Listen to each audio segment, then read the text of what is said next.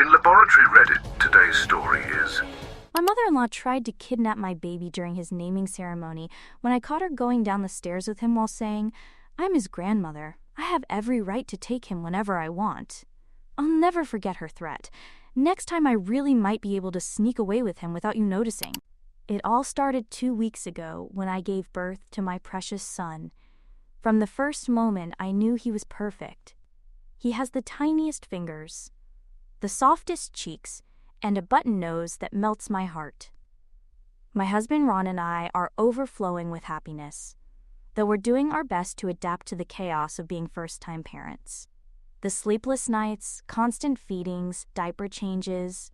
It's overwhelming, but at the same time filled with an indescribable love. This weekend will be special, our baby's naming ceremony, a day we've been looking forward to. Since his birth, we haven't allowed visitors because, honestly, I'm terrified of the idea that he might get sick. A newborn's immune system is so fragile that even a simple cold seems like a terrible threat to me. But now that he's 2 weeks old, we finally feel ready to introduce him to the rest of the family. We want it to be a joyful and memorable occasion, a true celebration of his arrival into the world. When we sent out invitations for the ceremony, we included my mother-in-law on the list, although if I'm being honest, I didn't really want to invite her. If it were up to me, she wouldn't have been present. But she's family, and despite everything, we felt it was the right thing to do. You see, my mother-in-law isn't an easy person. She has a habit of making everything revolve around her, regardless of the occasion. Of all her children, my husband Ron is undisputedly her favorite, and she doesn't even try to hide it. She pampers him, constantly praises him, and acts as if nobody in the world could ever be good enough for him. Especially me. Since she met me, she's been determined to belittle me in every possible way. For her, Ron could have found someone much better because, according to her criteria, I'm not financially up to par with her family. And she's right. We come from very different backgrounds. Unlike them, I wasn't born into the privilege of generational wealth. I had to work hard to study at university, and I'm proud of my achievements. I have a good job, earn my own money, and have built a life that satisfies me. My husband, being the wonderful man he is, chooses to support me because he loves me and enjoys taking care of me. But that doesn't mean I completely depend on him. I still work and have a thriving career. I'm currently on maternity leave adjusting to life as a first-time mother, but I fully intend to return to my profession soon. My mother-in-law despises the fact that I'm a professional woman instead of a traditional wife exclusively dedicated to the home. She's made her opinion clear on multiple occasions, never missing an opportunity to remind me that I'm not feminine enough by her standards. According to her, women of her time understood the importance of dedicating their lives to raising a family, and she firmly believes it would be better for both my husband and my child if I simply quit my job. She's never hesitated to compare me with her other daughters-in-law, pointing out how they had no problems leaving their careers to focus on being full-time wives and mothers. She used to say, "Why can't you be more like them?" as if being independent and ambitious was some kind of flaw. I never let it affect me. I simply let her words go in one ear and out the other, always with politeness. In the end, my husband had no problem with me working and didn't share his mother's outdated beliefs. That was all that mattered.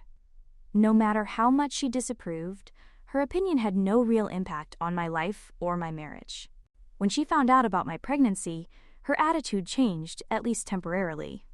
She was excited about becoming a grandmother, and even more ecstatic when she learned we would have a boy. This was very important to her, because he would be the first grandson in the family. From that moment on, she wouldn't stop boasting about how she was finally getting what she had always dreamed of, making it sound as if this baby was more of an achievement for her than anything else. She practically applauded my husband, acting as if he had given her the greatest gift in the world all by himself. It was almost as if she believed this baby was hers instead of ours. At first, I thought it was just enthusiasm, that she was simply an overexcited grandmother. But looking back, I should have paid more attention to the warning signs. She used to come uninvited and force me to let her help prepare the baby's room. We had already planned everything. The color scheme, the furniture arrangement, and even the small decorations that would make it cozy. But, of course, she had her own ideas. She insisted that the walls should be beige and white, claiming that a colorful wall would be overwhelming for the baby. I firmly disagreed. My husband and I had already decided on a soft yellow, something cheerful and bright. No matter how much she insisted, I stood firm, and in the end we painted the room yellow, to her great disappointment. Her intrusion didn't stop there. She also insisted on having a copy of the key to our house so she could keep an eye on me and help in emergencies. At that point, I was very advanced in my pregnancy and constantly exhausted, so arguing with her seemed like too much effort. My husband traveled frequently for work, so I convinced myself that it wasn't such a bad idea for her to have a spare key. Maybe it would be useful if I needed help. What a mistake. One afternoon, I woke up from a nap to the sound of loud voices coming from another room. My heart started racing. I wasn't expecting anyone, and listening carefully, I realized I could hear a man's voice. Panic washed over me. My first instinct was to grab my phone and call for help, but I remembered I had left it downstairs. My hands started shaking as my mind imagined the worst scenarios. Was someone breaking in? Had a stranger invaded my home?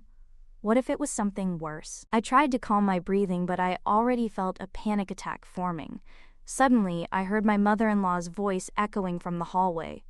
I was paralyzed. What was she doing there? Who was she talking to? Slowly, I peeked out of the bedroom and saw her in the baby's room, in deep conversation with a man I had never seen before. My heart sank. Without hesitation, I walked in and demanded to know what the hell was going on. My mother-in-law turned calmly, as if she had done nothing wrong. She greeted me with a radiant smile. I asked her what she was doing there and who this guy was. Oh, I hated the yellow color in the baby's room, so I hired a painter to redo it in white. Don't worry, darling, I have everything under control, she replied. I was in shock. Had she hired a painter to repaint the room without even consulting me? Once again, she had invited a complete stranger into my house without warning me. My blood was boiling. I immediately turned to the painter and asked him to leave. He hesitated for a moment, looking at my mother-in-law as if waiting for her approval, which infuriated me even more. I am the owner of the house, I snapped, and I never requested this. Please leave. Fortunately, the man gathered his things and left without arguing. Meanwhile, my mother-in-law stood there with an unperturbed expression, acting as if I was making a fuss over nothing. Darling, it's really not a big deal, she said dismissively. Not a big deal? She had used the key I trusted her with to enter without invitation, had brought a stranger in, and was making changes to my baby's room without consulting me, and she had the audacity to act as if I was the problem. That was the last straw. I exploded. I told her bluntly that she had no right to enter our house whenever she wanted. The key I had given her was only for emergencies, not for her to come in and start making decisions as if she lived there. Her behavior was completely unacceptable. Instead of sincerely apologizing, she dismissed me with a condescending smile. I was just trying to help, she said, making a dismissive gesture with her hand. You're being too emotional. Maybe it's those pregnancy hormones making you overreact. That comment infuriated me even more. I took a deep breath, forcing myself to stay calm, and firmly told her that I liked the color of the room just as we had chosen it. She had no right to change it, no matter how much she disliked it. She seemed annoyed, but she didn't argue further after that. When the time came for my baby shower, she tried to take it over again. This time, she insisted on changing the entire theme to something of her liking. Additionally, she demanded that I allow her to invite all her friends so she could show off about her first grandson. I stood firm and made it clear to her that she was welcome to organize a separate party for her friends if she wanted, but this baby shower was for me and I would decide who was invited.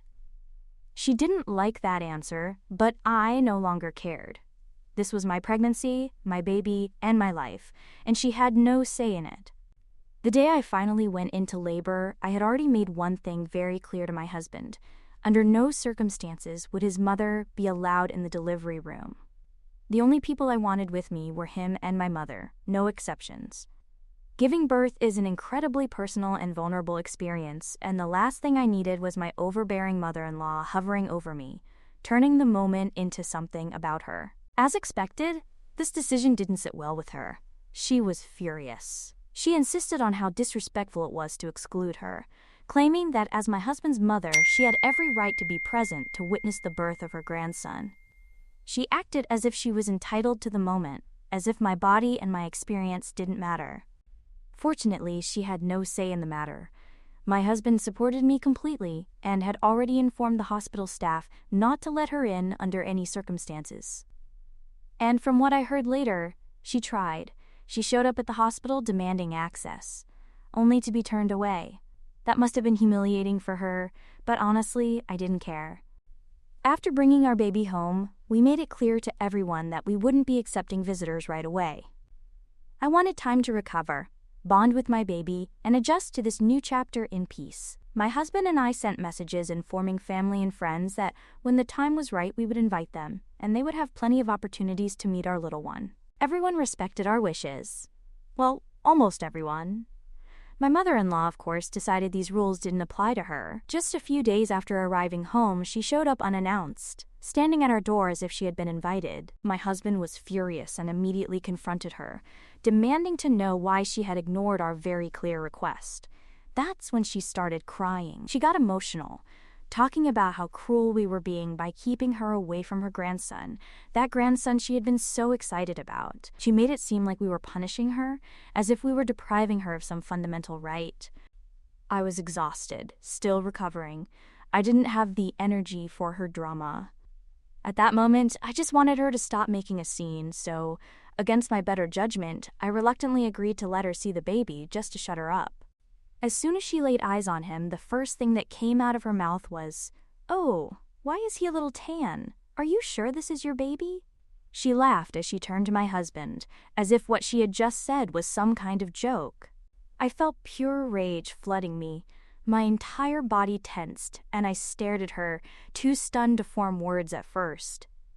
Was she serious? My husband, however, was quick to put her in her place. "That's disgusting," he snapped. "Of course this is my son. How can you say something like that?" Our baby had his father's dimples, his eyes, and his cheeks. It was undeniable that he was his son, but that wasn't even the point. The fact that her first instinct was to question his paternity based on his skin tone was more than insulting. Instead of apologizing, she simply rolled her eyes and waved her hand dismissively. "Relax, I was just joking. You two need to calm down." A joke. That was her excuse. I bit my tongue for the sake of peace. As much as I wanted to put her in her place for that despicable comment about my baby's skin tone, I knew it wouldn't be worth arguing. Regarding the naming ceremony, when we sent out the invitations, my mother-in-law called us immediately asking if we had finally decided on a name for our son. It's true that my husband and I had taken time to decide, but only because we wanted to get to know our baby before making a decision. That was the whole point of celebrating a naming ceremony, to officially introduce our baby to the family. However, my mother-in-law immediately told us that she wanted to organize the event. My husband calmly explained that we had already sent out invitations and suggested that she could organize the next family gathering instead. But she insisted that, as a member of our family, she felt we were purposely excluding her, and if we truly loved her, we would allow her to organize the naming ceremony at least. Despite our firm refusal, we thought she would finally drop the subject, but no. That same night, she did something that left us absolutely speechless. She sent out her own invitations to her own naming ceremony. Yes, you read that right. She had the audacity to invite our family and friends to her version of the ceremony, encouraging them to attend her event instead of ours. When some of our relatives confronted her, she didn't even try to deny it. Instead, she doubled down, saying that as the matriarch of the family, she wanted to start a new tradition in which she would name each new grandchild, and get this, she even claimed she had already chosen a name for our baby. When we found out, we were outraged. What kind of deranged person does something like this? This wasn't just overstepping boundaries, it was a complete fantasy. Fortunately, most of our family members had seen through her schemes. Nobody was buying her ridiculous attempts to hijack the ceremony. One by one, they declined her invitations and confirmed their attendance at our event that weekend. This, of course, infuriated her. She started calling and messaging my husband complaining that we were being disrespectful to her. She kept insisting that, as a grandmother, she deserved to have a say in the matter, and had the nerve to tell us that we should cancel our ceremony to save her image. Yes, she wanted us to cancel our event so that everyone would be forced to attend hers. According to her, if we truly respected her, we would do the right thing and allow her to organize the ceremony. She acted as if this was her moment, completely ignoring that this was our son and our decision. It's as if she couldn't comprehend that she wasn't the protagonist of this story. Update 1. I see that many are asking about my husband's stance in all of this, so I'll clarify things. My husband does set firm boundaries with his mother. He has always supported me and never hesitates to confront her. The problem is that my mother-in-law is extremely persistent. She doesn't take no for an answer and constantly pushes and manipulates to get her way. That said, after reading all your comments and seriously reflecting, I think we need to stop accommodating her nonsense completely. If she continues behaving like this, crossing boundaries, belittling our decisions, and trying to control everything, we'll have no choice but to limit contact with her. At this point, it's simply exhausting. For those wondering if she acts the same way with my husband's siblings and their partners, no, she doesn't. This is something exclusive to us. My husband is her only son, and she openly and blatantly favors him above everyone else. It's sad, but it's the truth. She treats her other children differently, and they don't have to deal with even half the drama that we do. It's not that they don't see how controlling she can be, but since she doesn't interfere in their lives the way she does with ours, they don't have the same level of frustration. Despite this, my husband has a great relationship with his siblings. He loves them deeply, and they share a strong bond. Fortunately, they don't hold his mother's behavior against him because they know it's not his fault. An important factor in all of this is that my father-in-law passed away a few years ago, and since then, it's just been my mother-in-law.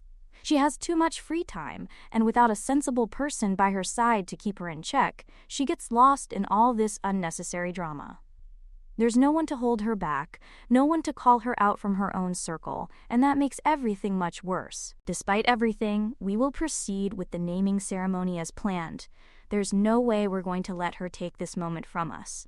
My husband will have a serious conversation with his mother to make it clear that she's not going to take over this event as she has tried to do in the past. At this point, I don't even know what she'll try next, but one thing is for sure. We're tired of letting her dictate how we live our lives. Update 2. Oh my god, my mother-in-law just tried to take my baby. I'm still in shock as I write this. Today was the naming ceremony, and it was a very special moment for us. Until now, only my mother and my mother-in-law had met the baby, so this was the first time the rest of our family could see him. Both sides of the family came, and as expected, everyone fell completely in love with our little one. People took turns holding him, commenting on how adorable he was, and simply celebrating this great moment with us. But then, of course, my mother-in-law had to make it about her. The moment we announced our son's name, she made a huge scene in front of everyone. She had the audacity to blurt out that she hated the name.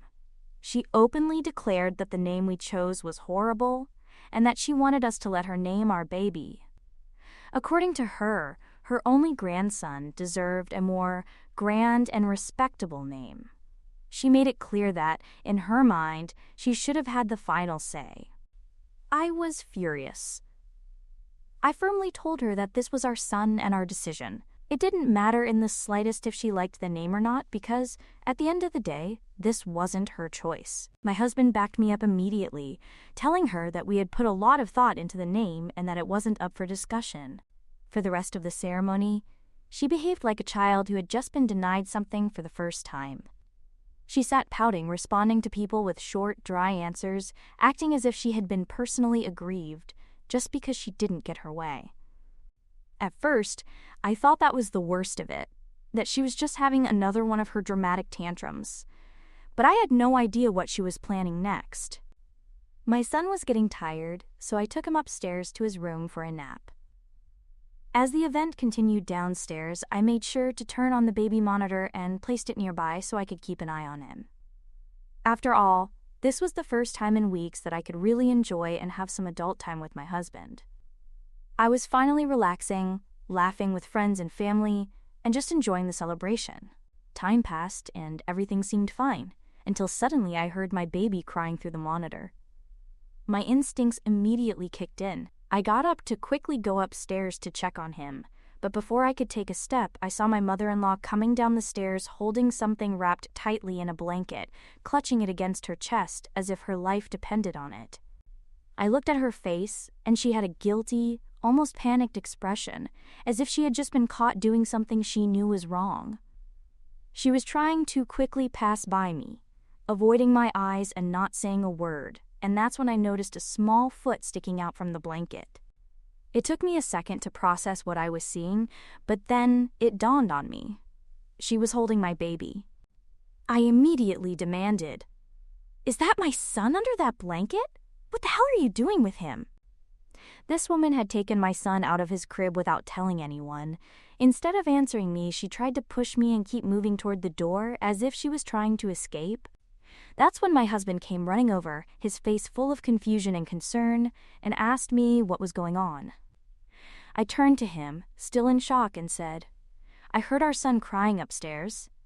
I was about to go check on him when I saw your mother coming down with him, wrapped in this blanket, and now, for some reason, she won't let me see him." His expression changed instantly. He looked at his mother and demanded that she return our baby immediately. My mother-in-law then had the gall to say, it's fine, you can calm down. I just wanted to spend some time alone with my grandson. I woke him up and thought I could take him outside. You have barely let me hold my grandson since he was born." "Excuse me?" My husband and I were furious. I was shaking. Why was she sneaking our son out of the house? Why had she woken him up when he was sleeping peacefully? Instead of realizing the gravity of the situation, she doubled down, arguing with us as if we were the ones in the wrong. "I am his grandmother. I have every right to take him whenever I want," she shouted. I was trembling with anger. "No, you don't. You're not his mother. You can't just take someone's baby and leave their house like a kidnapper." But she wasn't listening. Instead, she started ranting, blaming us for pushing her to do this because we had been so cruel in keeping her away from her grandson. At this point, my husband had had enough. "Mom, this is insane. You need to give us back our son now." She still wouldn't yield. She kept backing toward the door. My heart was racing frantically. I could see my baby's little hands sticking out from the blanket, his tiny fingers moving as he squirmed. He started crying, clearly uncomfortable. My mother-in-law was holding him tightly and seemed completely out of her mind. So my maternal instinct kicked in, and I exploded. "If you don't give me back my baby right now, I will call the police." The room fell completely silent. For the first time, I saw fear in her eyes. She looked at me, then at my baby, and said, "You're a viper. You're the reason my son and I are no longer close. But you know what? I won't let you keep me away from my grandson. Maybe next time I really might be able to sneak away with him without you noticing. You won't always be so vigilant, you know." My blood ran cold as I realized she was threatening to take my son again, as if it was some kind of twisted game for her. I lost it. I pulled out my phone so fast I don't even remember unlocking it. I called 911 and told them my mother-in-law was trying to take my baby and that I needed help. As soon as she realized I had actually called the police, her entire demeanor changed. Suddenly, she wasn't so confident. My husband safely recovered our son. By then, everyone in the room was horrified with her. My mother-in-law tried to escape, but several family members blocked the front door, ensuring she had no way out. "This is my grandson. I was just taking him out for a while. This isn't even a crime. I have every right to take him wherever I want," she repeated over and over like a deranged person. It was madness. I checked on my son, making sure he was okay. My poor baby was scared, confused, and whimpering, but safe. My mother-in-law, however, was still out of control. She began shrieking, calling me a vile woman for keeping her away from her precious grandson. She even turned to my husband and yelled, "How could you betray your own mother like this? I raised you, and now you're taking her side instead of mine." Before my husband could respond, we heard sirens outside. The police had arrived. My mother-in-law immediately changed tactics. She turned to the officers, playing her best poor elderly grandmother role. She kept saying that it was all just a big misunderstanding and that we had overreacted by calling them. My husband, still furious, explained everything to them. how my mother-in-law had stealthily gone upstairs, taken our sleeping baby, wrapped him up, and tried to leave the house without telling anyone. And then I told them the worst part, that she had even threatened to take him again. That was all the officers needed to hear. They turned to my mother-in-law and told her she was under arrest. She started screaming at the top of her lungs, writhing as they put handcuffs on her. "This is insane! You can't do this to me! I'm his grandmother! I have rights! I didn't do anything wrong." Needless to say, after that the party was pretty much over. We were all shaken. No one could believe how deranged my mother-in-law had acted in front of everyone. She has always crossed boundaries, but this was on a completely different level. And right now, my husband and his siblings are considering the possibility of requesting a mental health evaluation for their mother once she's released on bail. Update 3. Thanks to everyone for your messages. My husband and I are reading all your comments and truly appreciate the support. After talking it over, we've decided to go ahead and hire a lawyer to request a restraining order against my mother-in-law. We definitely won't be dropping the charges, regardless of her mental state, because we believe she needs to learn a lesson. No one in the family thinks we overreacted by calling the police, since they were all present at the party and witnessed her behavior firsthand. My parents are very concerned about me, so my mother has come over and will be staying with me for a few days.